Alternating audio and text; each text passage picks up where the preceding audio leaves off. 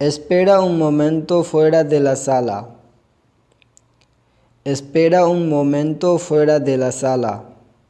Wait for a moment outside the room. कमरे के बाहर एक लम्हे के लिए इंतज़ार करें।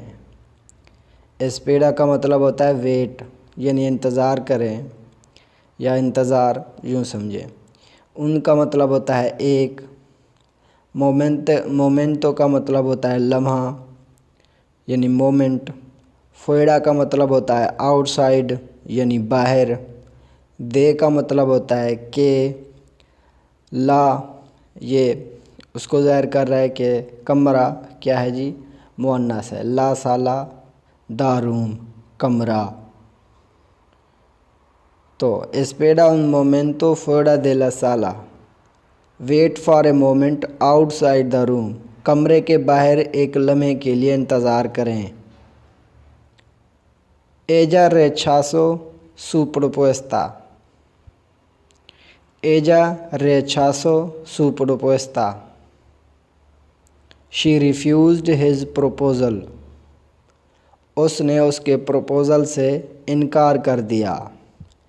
एजा का मतलब शी, यानी कि वो लड़की। एजा क्या ज़ाहिर करता है, मुअन्नस को। रेछासो रिफ्यूज़ड मतलब इनकार कर दिया। सू का मतलब हिज, यानी उसका, यानी कि लड़के का, यूँ समझिए। प्रोपोस्ता का मतलब प्रपोज़ल, प्रपोज़ल। एजा रेछासो सू प्रोपोस्ता, शी रिफ्यूज्ड हिज प्रपोज़ल। उसने उसके प्रपोज़ल से इनकार कर दिया। Puedes resolver este problema। Puedes resolver este problema। इसके दो मतलब बनते हैं, इंग्लिश में भी और उर्दू में भी। पहला जो मतलब है, यानी कि जो तर्जमा है, वो ये है कि can you solve this problem, क्या तुम ये मसला हल कर सकते हो। और दूसरा इसका तर्जमा बनता है रियाजी के सवाल वाला।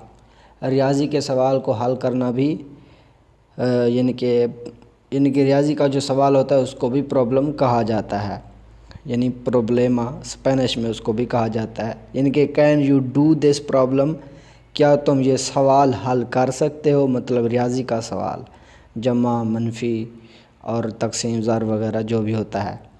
तो पुएदेस का मतलब कैन यू, यानी कि क्या तुम कर सकते हो। रेसोल्वेड हल या सोल्व यूँ समझिए। या दूसरे फ़िक्र में है जैसे डू, यानी कि कर सकते हो। एस्ते दिस प्रॉब्लेमा प्रॉब्लम, सवाल या मसला। तो puedes resolver este problema। Can you solve this problem या can you do this problem, क्या तुम ये मसला हल कर सकते हो या क्या तुम ये सवाल हल कर सकते हो। Vas a tomar otra taza de leche। Vas a tomar otra taza de leche। Will you have another cup of milk। या इसका दूसरी तरह से भी तर्जमा हो सकता है, are you going to have another cup of milk। क्या आप एक और कप दूध लेंगे या क्या आप एक और कप दूध पीने जा रहे हैं। तो बास का मतलब यहाँ पर हुआ विल यू, या मतलब बनेगा आर यू गोइंग, मतलब क्या आप लेंगे। लेंगे का तो मतलब बनेगा तुम्हार, यानी कि हैव।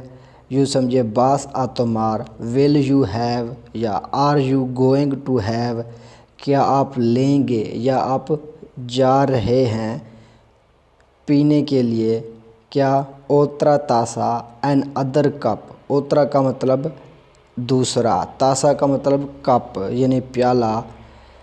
तो दे का मतलब ऑफ यानी का, लेचे का मतलब मिल्क दूध।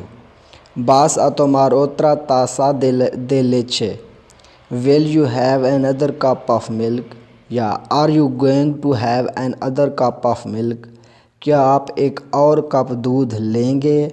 या दूसरा तर्जमा बनेगा क्या आप एक और कप दूध पीने जा रहे हैं। तो अगला फ़िक्र है जी, एल चिले में quemo la lengua। एल चिले मे केमो ला लिंगुआ, the chilli burnt my tongue, मिर्च ने मेरी ज़बान जला दी। मतलब जल तो नहीं जाती जैसे आग से जलती, मतलब मिर्च ज़्यादा जैसा होता है ना, जायका ज़्यादा हो गया है, तो ऐसे ही कहा जाता है ना कि मेरी ज़बान जल गई, मिर्चें ज़्यादा थी। तो एल चिले द चिली मिर्च, मे केमो बर्नट माई, यानी केमो बर्नट, मे का मतलब माई, मेरी जला दी, केमो का मतलब जला दी, बर्नट तो ला लिंगुआ टंग ज़बान, एल चिले मे केमो ला लिंगुआ, the chilli burnt my tongue, मिर्च ने मेरी ज़बान जला दी। ते बेस पालिदो, यू लुक पेल, तुम पीले लग रहे हो। ते यू यानी तुम, बेस लुक लग रहे हो या दिखाई दे रहे हो, पालिदो पेल पीले, मतलब तुम्हारी रंगत पीली नज़र आ रही है। जैसे कोई बंदा बीमार होता है तो ऐसे ही कहा जाता है कि तुम पीले लग रहे हो या तुम्हारी रंगत पीली हो रही है, लग रही है। इसी तरह स्पेनिश में कहा जाता है ते बेस पालिदो, यू लुक पेल, तुम पीले लग रहे हो। नो एस्ता tan lejos, नो एस्ता tan lejos, it's not so far, ये ज़्यादा दूर नहीं है या ये इतना दूर नहीं है। नो एस्ता इट इज़ नॉट, ये नहीं है, तान का मतलब सो यानी ज़्यादा या इतना, लेखोस फार दूर। आगे एजा एस्ता अपुंतो दे पार्tir, एजा एस्ता अपुंतो दे पार्tir, she is about to leave, वो रुखसत होने वाली है या वो जाने वाली है। एजा एस्ता शी इज़ अपुंतो अबाउट यानी करीब है कि वो जाएगी, दे पार्tir टू लीव रुखसत मतलब वो जाने के करीब है या मतलब वो जाने वाली है। एजा एस्ता अपुंतो दे पार्tir, she is about to leave, वो रुखसत होने वाली है या वो जाने वाली है। por poco cometo un error, por poco cometo un error, I nearly made a mistake, मैंने तकरीबन गलती की है। por poco nearly मतलब तकरीबन, cometo I made मैंने की, un error a mistake गलती। por poco cometo un error, I nearly made a mistake, मैंने तकरीबन गलती की है।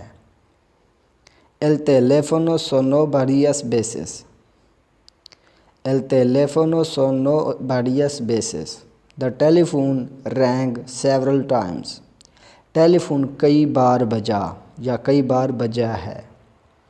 El teléfono the telephone, telephone, sonó rang बजा, varias कई बार, varias कई, बेसेस टाइम्स बार, varias veces several times कई बार, varias का मतलब होता है इंग्लिश में several। El teléfono sonó varias veces, the telephone rang several times, telephone कई बार बजा है या कई बार बजा है, ना लगाए तो सही रहेगा। अगला फिक्रा है terminémoslo enseguida, terminémoslo enseguida, let's finish it right away, चलो इसे अभी ख़त्म करें। terminémoslo लेट्स फिनिश इट, चलो इसे ख़त्म करें। enseguida राइट अवे अभी। me robaron el auto anoche, me robaron el auto anoche, मेरी कार, कल रात मेरी कार चोरी हो गई। My car was stolen last night. मे रोबारोन मतलब मेरी चोरी हो गई। एल आउतो कार, आनोचे पिछली रात। तो मे रोबारोन एल आउतो, माई कार वाज स्टोलन मेरी कार चोरी हो गई। आनोचे लास्ट नाइट कल रात। Este bus puede aguantar a 50 personas. Este bus puede aguantar a 50 personas. This bus can hold 50 people. इस बस में 50 अफराद समा सकते हैं, या यूँ समझिए ये बस सिर्फ 50 अफराद ले सकती है। तो este bus मतलब ये बस, puede सकती है, aguantar मतलब ले सकती है, मतलब इसमें समा सकते हैं। a 50 कितने, 50 का मतलब होता है 50, personas people अफराद। Este bus puede aguantar a 50 personas. This bus can hold 50 people. इस बस में 50 अफराद समा सकते हैं। तो उम्मीद है कि ये आज के जो फ़िक्रे थे आपको समझ आ गए होंगे। अगर कोई भी डाउट बाकी है तो कमेंट करके ज़रूर बता दीजिएगा, और स्नैक वीडियो पर हमें ज़रूर फॉलो कीजिएगा ताकि आपको शॉर्ट लेसन मिलते रहें। अल्लाह हाफ़िज़।